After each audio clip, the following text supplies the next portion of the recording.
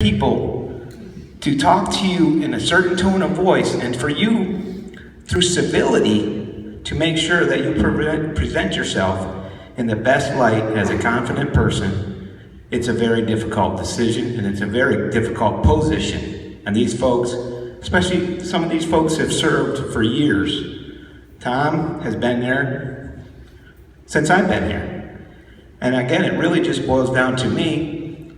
When I look around, I see things like, okay, yes, we're not getting it. We're at a snail's pace. It's slow. Things happen. But you know what? Since I've been in the town of Hastings, 8 to 10 street sewer lines have been lined. That means 8 to 10 streets will not fail anymore. You know what? We spent money. We spent our reserves. But guess what? Those repairs are done. So we're turning over things that have been repaired to a great state. And is it in our best interest financially? I can't tell you that. But I certainly can tell you from inside knowledge of that things positively have been happening in Hastings for a long time. You may not see it, you may not feel it, but I certainly know the underground part of Hastings has been improved and improved every year, every month, and I will give the county the credit where they deserve it, because since again, Karen Stern was our commissioner, they have assisted the town of Hastings, where years before, you know it, the county was not assisting the town of Hastings. But the county has now become assisting with the town. They help us with grants, they provide the management of those grants, so we have a very good relationship with the county, I feel, personally. So I don't have any issues with the county themselves per se. That's an issue for us to decide if 51%, 50 plus 1 will decide that. But I will say that it really boils down to me. I'm one of 632 right now. If this continues and we are dissolved, I'm one of 235,000. Think about that for a moment. Your voice matters here. And the reality of life is, if your voice doesn't matter, what good is your voice? I'd like to think that, personally, I'm not ready to give up on Hastings. I see things good happening here, and I understand people are frustrated. I understand people want things to happen. They've seen it their whole lives not getting better. What really stymied us was a downturn in 2006 and 7. When everything went down, we had 2 communities that were going to come in here after the annexations, and we were going to gain residents. We were going to have new package plants. We were going to have new community members, but we were still going to have Hastings, the town of Hastings. And again, whether or not the town will survive the identity crisis, I cannot. But I can say I'll still walk with Brenda. I'll still like Mr. Wright, whether I agree with him or not, because that's part of being an adult. Amen. Is we don't have to agree with everybody, but we sure in the heck should be civil to them and respect their point of view. And at the same time, make sure that as one voice, we use that voice that God gave us to stand up for our beliefs. And I can tell you right now, you already know, I know all of you almost, that I'm a man of my word, and when I give my word, I do it. Most of you are the same, and I appreciate that from every one of you. And I just hope that, again, if we can believe truth, and truth speaks for itself, we will know the answers that we seek. I appreciate this time in front of you, and I will say again that I'm proud to be a Hastonian. I want this town to stay the way it is. I have great faith in Shelby and the town that are great stewards with literally nothing. And that's what makes it more important to me, is we survive with nothing.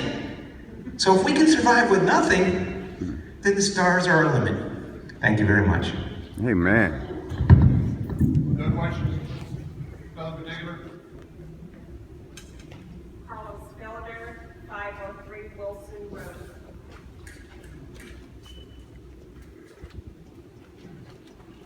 Welcome, sir.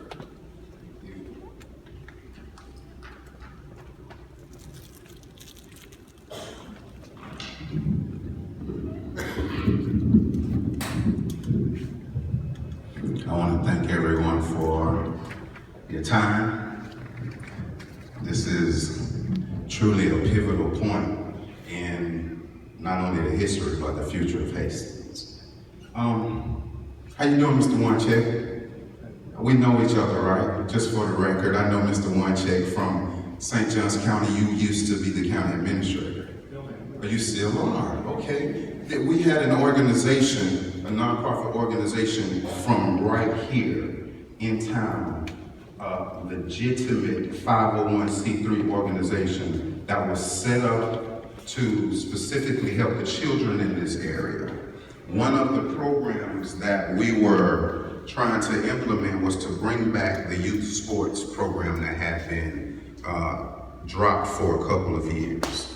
We specifically went over to the county, and this is how I know Mr. Wanchek, and we needed to get help from the county to help provide the services for low-income household kids. These kids are minorities. A lot of them have issues in school. A lot of them deal with issues with ADHD. And we wanted to provide these kids with alternatives, because what statistics show that if those kids aren't steered into a positive direction, that there's only two places for them. And either they're getting killed today or they're going to jail. So one of the things that I'm gonna touch on is the fact that we need an education facility back here in this community. Now, what happened with the old facility, just so we're clear on this, is that it was taken over. The school board came in and it was turned over to the county. True facts, that building is now being leased back to the citizens, sold back to the community. We just recently had 2 young people escape from the facility institution there. They ended up in this community. As a matter of fact, my cousins ended up passing them on the street. That to me raises a red flag. It's a hazard. So what I'm saying with this is that we had the school taken and it's being sold back to the community. Now the community is about to be taken. I have proof, physical evidence that I've been trying to secure some kind of an agreement through the county as well as working with the town to help deal with drainage issues that lead to extremely bad health issues in your community. Where you have an alarming rate of prostate cancer and other diseases and various things that people don't seem to have an answer for. We're talking about revenues and assets here tonight that's being turned over. That seems to be on the table. Mr. Felder, if I may just for one moment, please.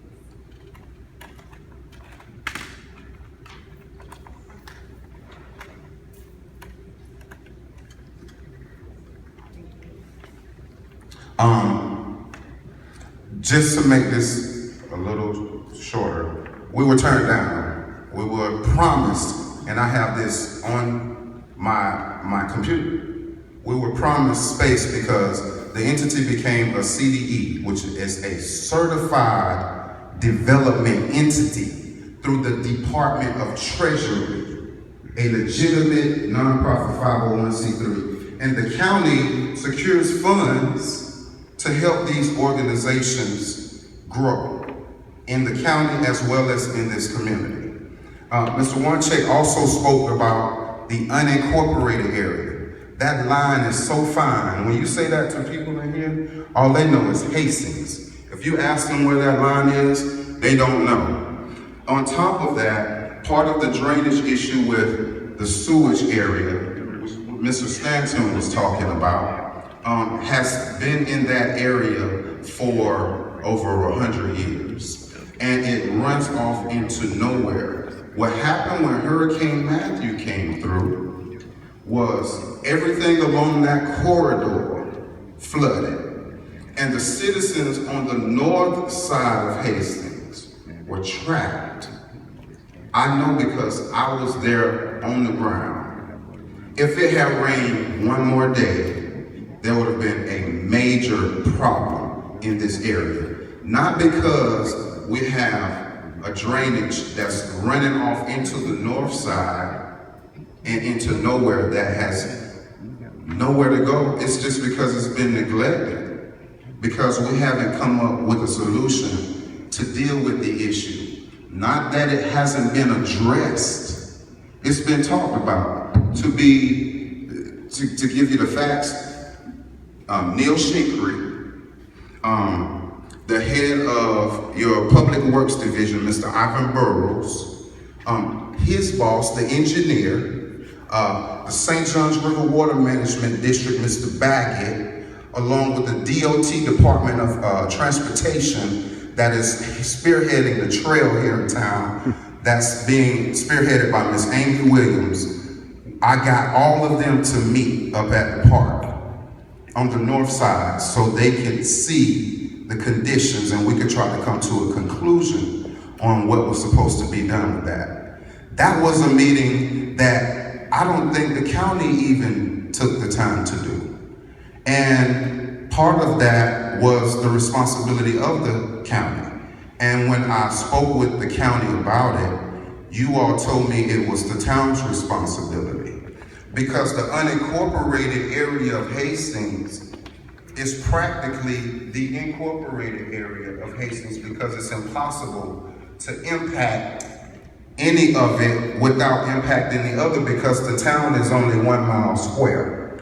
If you're talking about a drainage issue of the magnitude, which to me is still small, of the sewage that runs from this side, the south side, to the north side, it's contiguous. It runs both in the town limits and a part of the unincorporated area. But no one decided to take any action.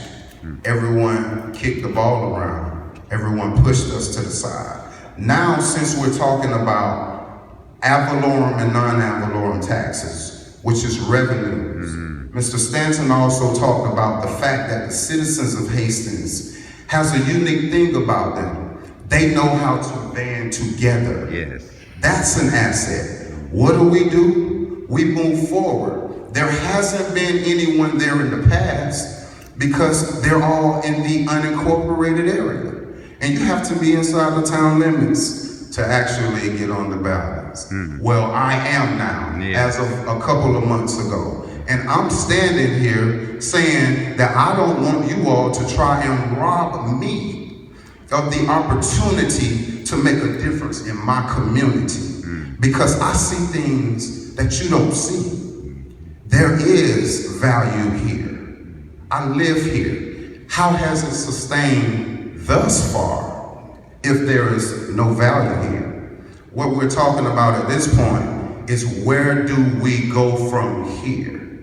Now, in order for us to make the best decision, because we talk about change, but change is an ambiguous term because that can go in the wrong direction for you. We have to be headed in the right direction. This town has the sustainability it needs. It has the resources it needs. It has the viability. All you have to do is just take your time and make the right decision. In order to do that, you have to be properly informed.